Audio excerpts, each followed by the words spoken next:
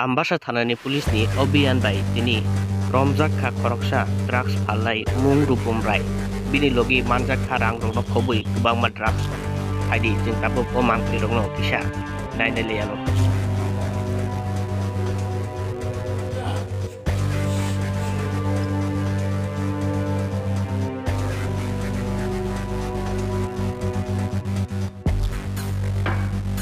এটা কোন সময় থেকে শুরু হয়েছে এবং কতটুকু? আমরা আমাদের ডিস্ট্রিক্টে যে ডেপুটেড অপারেশন মোতাবেক অপারেশন সঞ্জীবনীর পার্ট হিসেবে আমরা একটা ম্যারাথন রেড শুরু করি কাল্টিভেটেড সোর্সের মাধ্যমে সকাল 7টা থেকে শুরু করি।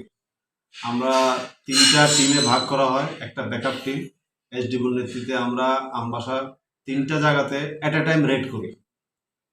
রেড করার পরে আমরা প্রথমে কিছু কনজিউমার পেয়েছি যারা ড্রাগসের শিকার, তাদের থেকে খবরের ভিত্তিতে এবং গোপন সূত্রের খবরে আমরা বিভিন্ন জায়গায় রেডের ফলে একটা জায়গাতে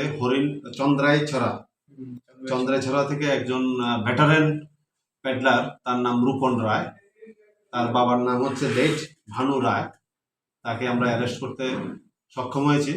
তার থেকে আমরা টোটাল 7.8 গ্রাম হিরোইন, সঙ্গে 30,000 টাকা, ডিসপোজেবল সিরিঞ্জ, ডিসপোজেবল কোটা এবং তার একটা মোবাইল আমরা তার থেকে উদ্ধার করেছি।